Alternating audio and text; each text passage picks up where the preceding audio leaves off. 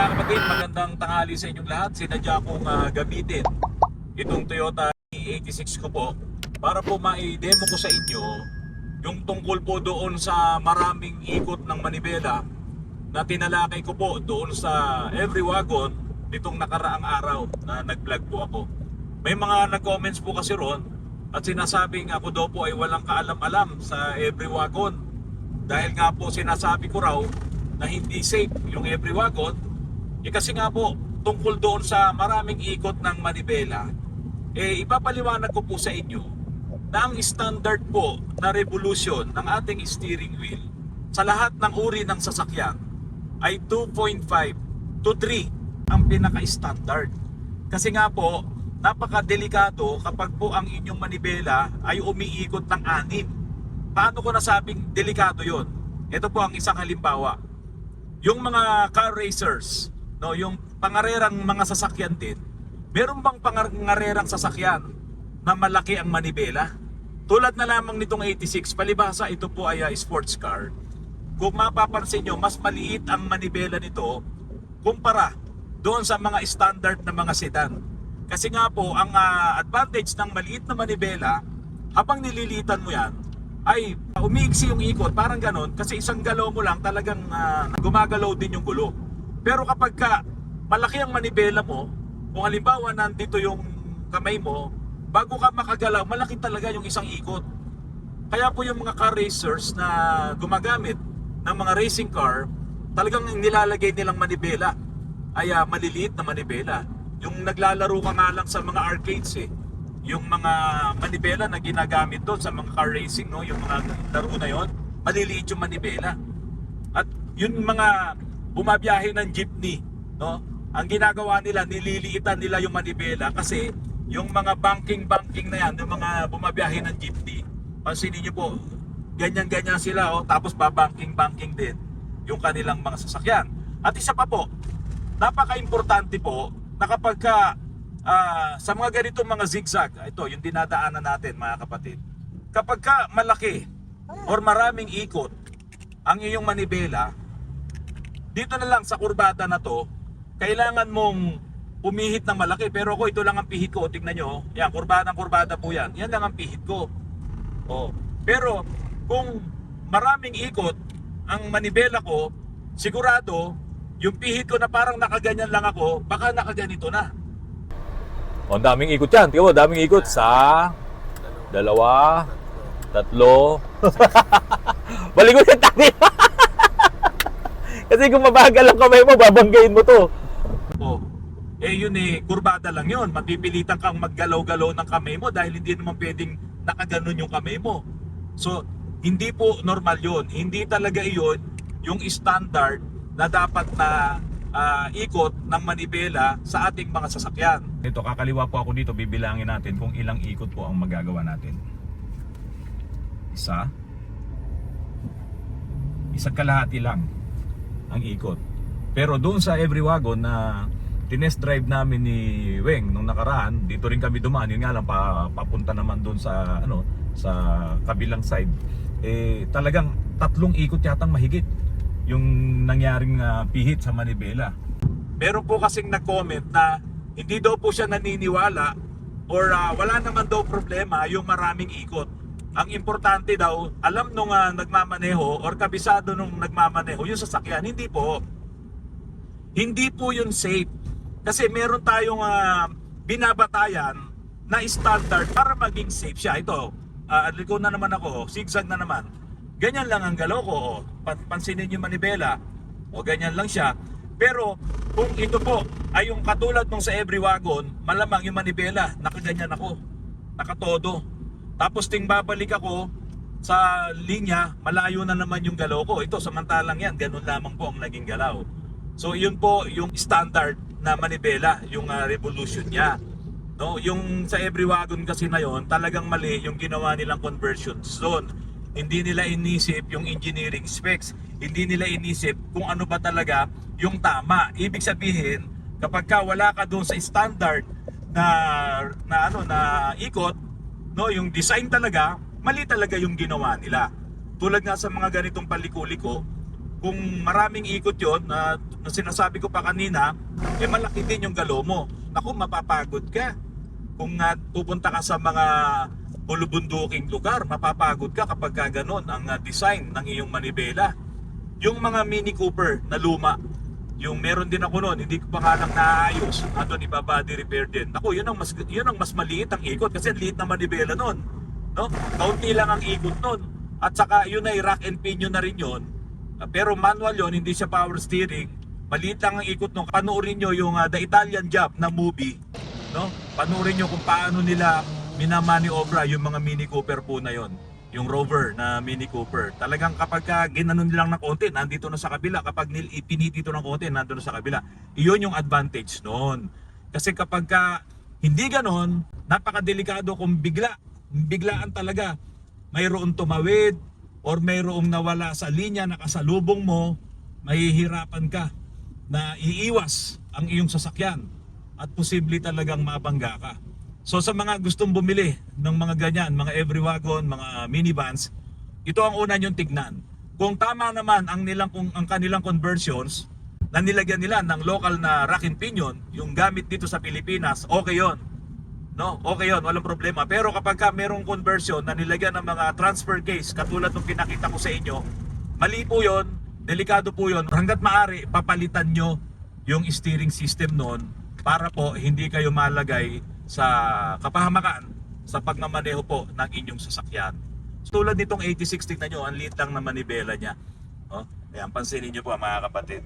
Kaya po ako, isinama ko yung ex-girlfriend ko na mag-ikot dito sa Antipolo, dito sa Sumulong, para po ma-demo ko sa inyo ano ba ang kahalagahan na tama or nasa standard ng steering wheel nyo po sa inyong mga sasakyan.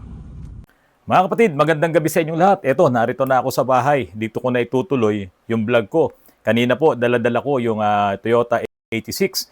Sinubukan ko yung gamitin dyan sa Marcos Highway at ako po ay pumunta sa bahay ni Direk Rico Gutierrez kasi i-deliver ko na rin po yung kanyang 4x4 na Pajero na inayos namin, pininturahan at sinet up na rin po. Ngayon, sasagutin ko lamang po itong comments. Ang dami niya kasing sinabi, no? Ni Joseph Calatrava. Ito po ang sabi niya, yung mga 4x4 DA minivan lang po ang naka-baki-baki conversion. Tapos naka-close in parenthesis, the one currently installed sa video. While for 4x2 builders, nowadays gumagamit na ng rack and pinion po, rack and pinion. Gaya naman ng suggestion ni Sir Otto Rans. Thank you sa pagtawag mo sa akin ng Sir. May mga builders na din pwede magpa-convert ng combination switch or levers similar sa commercial cars. Okay. Huwag po nating i-generalize na lahat ng minivan gaya ng nasa video. Kaya po kayo nasasabihan na kulang ang kaalaman tignan mo naman to. Hindi ko alam kung pinanood niya yung video. Doon sa video ko kahapon, sinabi ko, doon sa may latter part, sa last part, ay sana hindi lahat ng mga kino-convert dyan sa Mindanao at sa Visayas at sa Cavite, sana hindi katulad nito. At sana po, hindi po lahat nung mga ginawang mga minivans na yan, ay ganyan ang ginawa nilang style ng steering system. Yung iba talaga namang pinapalitan nila ng manibela na katulad nito, kung hindi man power steering nilalagay nila, ay manual po talaga. Katulad nung minivan na ibinigay ko doon sa bayo ko kay Engineer Tolitz. Napanood mo ba yun, Joseph Calatrava? Sana pinanood mo. Kasi kung sinasabi mong ako'y nasasabihan ng walang kaalaman, mamaya patutunayan ko sa iyo yan. Dahil sa sinabihan nyo ako, ikaw na rin ay isa sa nagsabi sa akin yan. Mamaya meron akong mga babanggitin dito sa vlog at hindi ko alam kung ito ay alam nyo. No? Para baka mamaya sabihin nyo wala akong kaalam-alam sa mga minivans na yan. Naku naman po, ang dami ko na pong ginawang mga iba't ibang mga sasakyan. Mas mataas pa yung level dyan sa mga minivans na yan. Okay, Joseph Calatrava, eto pa. Ang sabi mo, in terms of safety, may risk talaga ang 3 turns for full turn baki-baki. Pero skill issue na to. Hindi skill issue yan. Ito Joseph, ang standard na revolution talaga ng mga sasakyan natin, kapag yan ay ginawa, kapag yan ay dinesign, 2.5 to 3, no, yung buong revolution. 3 ikot. Yan yung standard. Ngayon, kung mayroong manufacturer na gagawa ng sasakyan na lampas dyan, wala doon sa standard, sabihin na natin, kapag wala doon sa standard, papayag ba yung manufacturer na palalabasin nila yan? Hindi sila papayag kasi hindi nga yun yung standard, hindi yun yung nakadesign, hindi yun yung safe na sinasabi mo. Anong skill sinasabi mo? Alam mo nang medyo delikado, pagagalingin mo pa yung skill nila, ang dami dito na talagang hindi pa expert, hindi pa ganun kagaling magmaneho, kaya nga marami ang aksidente. Tapos ngayon patutunayan mo na ito ay skill na lang ang kailangan. Ituloy ko pa yung sinasabi mo, Joseph. Another safety issue is condemn na ang airbags. O yan nga talaga. Kinondemn na nila yan. Hindi na nila yan maibabalik. Okay. Pero yung sinasakyan nyo bang jeep at motorcycle, may airbags? O ito na naman. Bumanat na naman to. Alam mo, Joseph, inabutan na natin yan. Kahit ako, no, 58 years old na ako, nung ako'y pinanganak, meron ng jeep, meron ng tricycle. O, inabutan na natin yan. Pero ito bang mga, alam mo nang illegal na chop-chop vehicle, alam mo nang maraming hindi safe doon sa ginawang pagbuo niyan, papayagan mo pa ba? Pangangatwiranan mo pa ba itong mga alam naman nating talagang hindi safe? Yung mga tricycle, yung mga jeep, nandyan na yan. Pero yung mga yan, binuo yan legal dito.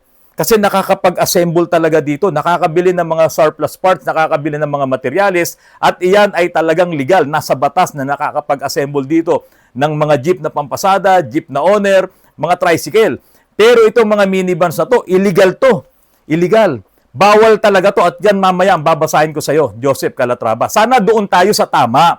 Ngayon, kung yan nga ay nakakalusot, wala na tayong magagawa doon. Wala na rin akong magagawa. Kaya nga ako sa mga vlogs ko, ipinapakita ko na kung ano yung dapat gawin. At maging yung mga gustong bumili, kung talagang bibili kayo niyan, ito yung dapat nyong bilhin. Ganito dapat ang pagkakagawa. Okay, ito pa ang sabi mo, Joseph, sa mga nagsabing chop-chop, horizontal po ang cutting niyan. So dumarating yan dito sa Pinas, buo pa din ang chassis. So tingnan mo ha, buo pa din ang chassis. Alam mo ba na iyan ay dinideclare diyan sa Japan pa lang. Pag yan ay kinuhanan nila ng permiso, ng permit para madala dito sa Pilipinas, dinideclare yan na surplus parts. Hindi siya pwedeng i-declare na buong unit o hindi siya pwedeng i-declare na unit na pinutol para pagdating sa Pilipinas ay bubuuin. Hindi. Hindi sila bibigyan ng permit. Kasi bawal i-import ang mga right-hand drive vehicle. Bawal na bawal yan. At dito sa Pilipinas, bawal pa ring buuin yan. Alam mo kung bakit? Eto na, Joseph. Rebuilding surplus Japan minivans, often referred to as JDM, K-vans, or surplus units in the Philippines is generally illegal. Generally illegal. Particularly when it involves converting right-hand drive vehicles to left-hand drive in backyard shops. O backyard. Bakit kaya backyard? Meron bang hindi backyard? Meron bang napayagan? Meron bang nabigyan ng authority or talagang sinabi ng gobyerno na kayo lang ang pwedeng mag-rebuild? Meron bang ganon? Ito pa. While many surplus vans are currently used in the Philippines, their legality depends on whether they are properly imported and registered, which is highly restricted by law. O Joseph, tingnan mo to. Bawal talaga. Kasi yan ay mga right-hand drive na itinakda ng batas na hindi pwedeng i-import. Pero ano ang ginawa? O, anong ginawa, Joseph? Ha? In-import, dineclare na surplus, chinap-chap muna. Di ba? Hindi naman isang chap eh. Ang dami. Chinap-chap doon sa may windshield, chinap-chap doon sa pinakagitna, doon sa poste, chinap-chap doon sa likod, sa parting baba, doon sa may level ng gulong sa baba, chinap-chap din dito sa bubong o isang buo para hindi mahirapan. O, di ba chap-chap? Hindi naman chap lang eh. Chap-chap talaga. Oo, buo yung chassis. Dapat buo kasi pagka yun ay pinutol mo, mas malaking problema, hindi mo maisasakay yun ng container. Kaya ganun ang putol nun. Di ba? Hindi na nila pwedeng paghiwa-hiwalayin yun. Bakit? Bubuin kasi nila dito sa Pilipinas. Pero alam mo ba, yung mga naunang mga importers, naku, wala na nga lang yung kaibigan ko, si Caroni Bautista, no, time saver, diyan sa Banawe. Pag nag-i-import yan, half cut, front cut, ganun lang. Kasi talagang iyon ay mga surplus parts.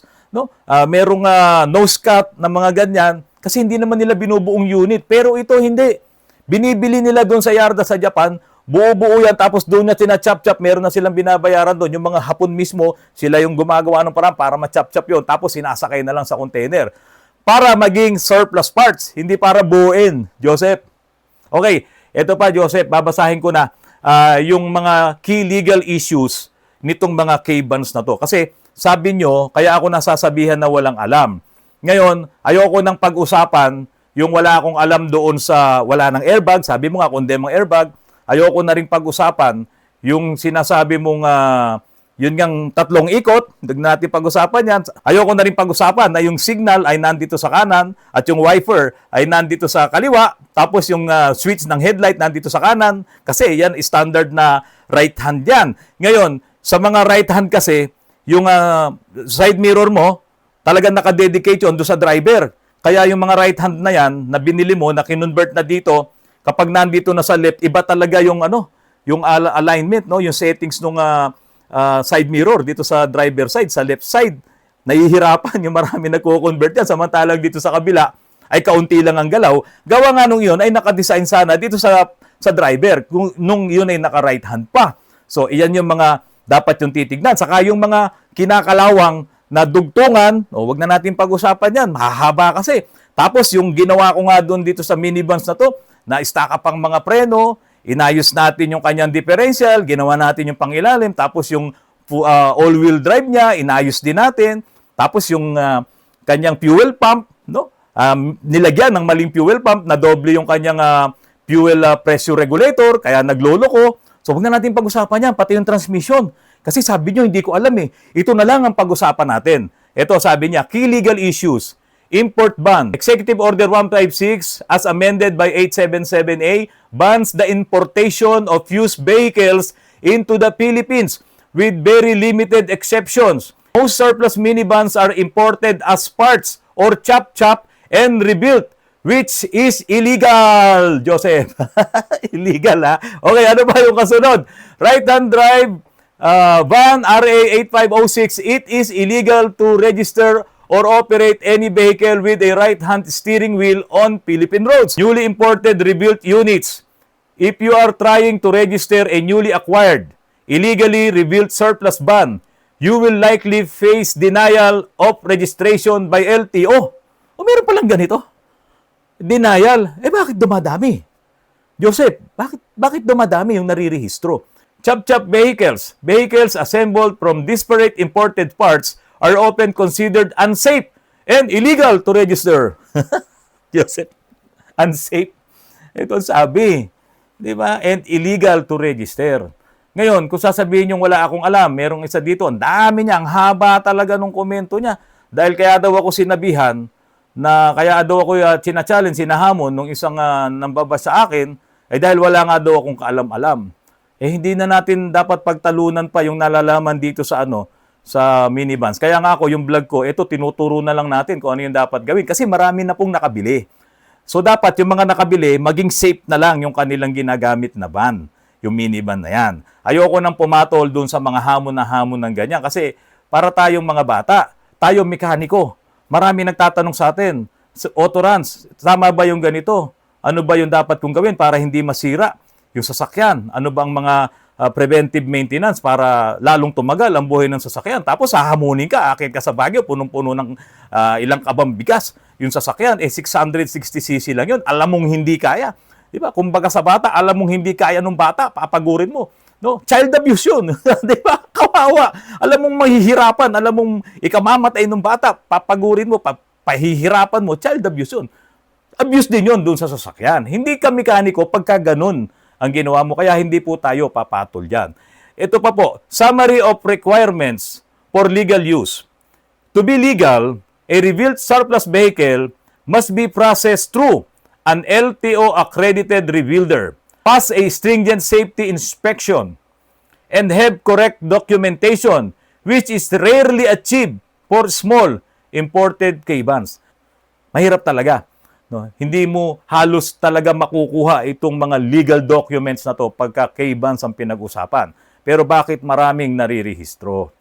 Yon ang malaking tanong. Bakit maraming nagkakaplaka, nabubuo, nabebenta na ngayon kung saan-saan lupalop ng bansa?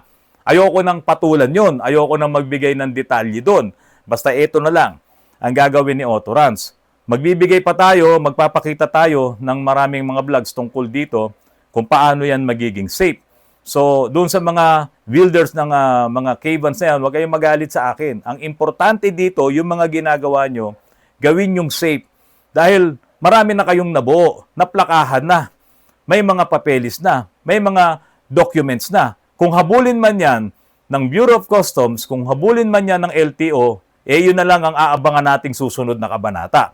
Pero dahil nandyan na yan, nabenta na yan, kinakailangan maging safe ang ibinebenta nyong mga minivans na yan. Mga kapatid, magpapasalamat po ako kay Sir Jimmy Bonifacio.